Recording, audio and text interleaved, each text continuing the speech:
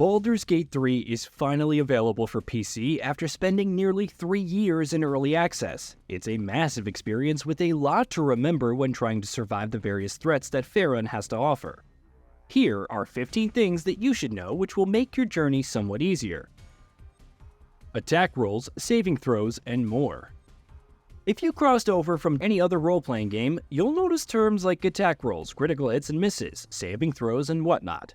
What do they mean? A roll is when the 20-sided die is played for various actions. In combat, depending on the result, your attack may be successful. Ability score modifiers, proficiency bonuses, the enemy's armor class, and more influence it. And if an attack roll fails, the target either takes no damage, dodges the attack, etc. A critical miss is when the game rolls a 1, so your attack fails no matter what, and a critical hit is a perfect 20, which succeeds in all circumstances. Weapons and some spells require an attack roll. Certain spells like Magic Missile don't, and will always hit the enemy. In the latter's case, a saving throw comes into play where the enemy can avoid the attack or reduce its damage. You also have advantages and disadvantages, which essentially roll twice. If you have the advantage, the higher roll is used, which is good. Disadvantage means using the lower roll, which is not ideal. This only scratches the surface of combat, mind you. Skill checks. But wait, there's more. You also have ability checks, which rely on the ability score modifier. It's commonly used in addition to proficiency. When it comes to a skill check includes investigating a point of interest, which ties into intelligence, sensing nearby hidden objects related to wisdom, and so on.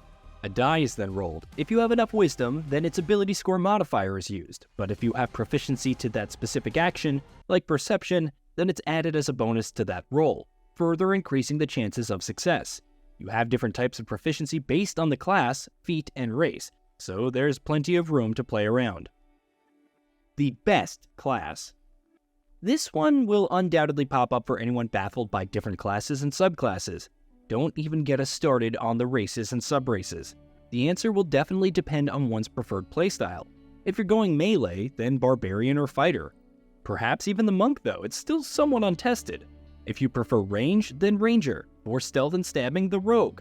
However, there are also options like druid with shapeshifting and magic, cleric with multiple supports, healing and other utilities, and much more. Experiment with what you like best, especially since multi-classing and respecking are available.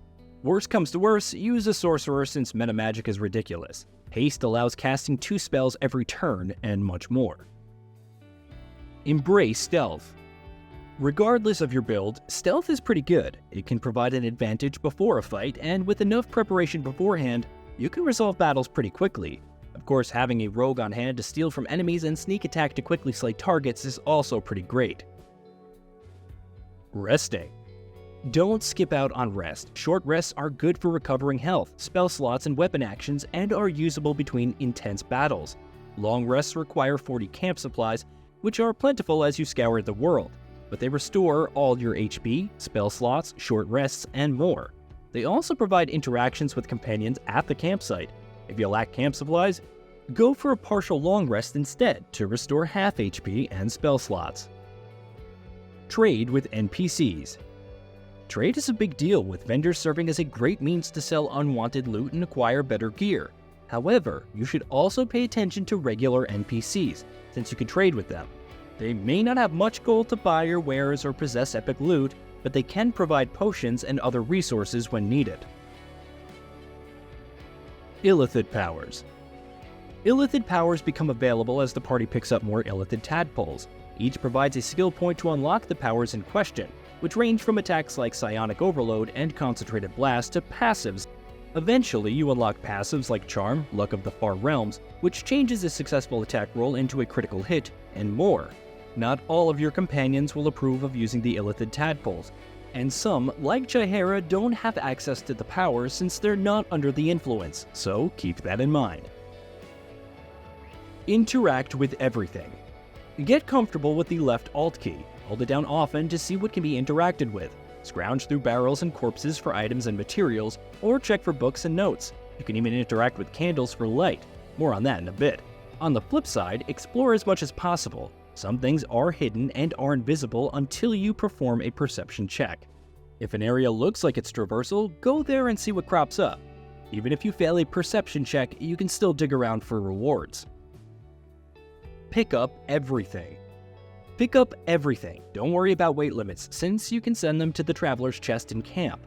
Because this is Hilarion Studios games, you can pick up chests and barrels and take them. If you left your lockpicks at a camp, take a locked chest back and open it there. Alternatively, smash it open with physical attacks. The importance of light. There are some dark areas to explore in Baldur's Gate 3, and your accuracy will suffer, regardless if you have dark vision, which has a range and shouldn't be too heavily leaned on. Keep some torches or spells that provide illumination, like light, which will turn your weapons into a glow stick. Alternatively, set a few fires to brighten your surroundings. Incompatible gear and penalties. Be careful when equipping certain items on characters that don't have any proficiency for the same. If your sorcerer has heavy armor, their armor class may go up, but they suffer penalties like being unable to cast spells. It's also dangerous for characters like Gasterion since he can't perform any sneak attacks. Keep a close eye on the gear and its effect before slapping it on any party member. Help and Dash. Among the many bonus actions that you have, Help is vital. It's used to raise down enemies and can cure statuses like Sleep and Webbed. Another useful bonus action is Dash, since it doubles the movement distance and can help speed up certain situations. Jump around. Jump uses movement points, but it can often be preferable to simply pointing and clicking on a location for your characters to move to. Environmental hazards can ensnare a character or cause damage, like fiery areas or acid pools. Just jump over them, no problem. Even better is the fact that it's a bonus action, and characters with high strength can jump even further than regular movements allow. Throw potions. Do you lack any means to heal your allies, didn't recruit Shadowheart into your party, chose a cleric, etc.? Well, the good news is that you can still use potions. While it may seem impossible since your character usually doesn't drink the potion, there is an option to throw them. If an ally falls, throw a potion to get them back up. If two party members are close together, one potion can heal them both, which is nice. Let things happen. Sometimes you fail a roll, a spell goes awry, and your clever setups aren't nearly as flawless as you might have thought. Don't be sad, or more importantly, immediately reload. The failures make combat more fun, encouraging exploration and experimentation as you work out different adjustments. Throw a body at your enemies, collapse a part of the environment, shove them. Of course, this also applies to the story. Take things as they come and enjoy the ride. Hey, did you know that we at Gaming Bolt upload new videos every day? Stick around, drop a like, subscribe, and hit that bell, and let us know what kind of content you'd like to see in the future with a comment below.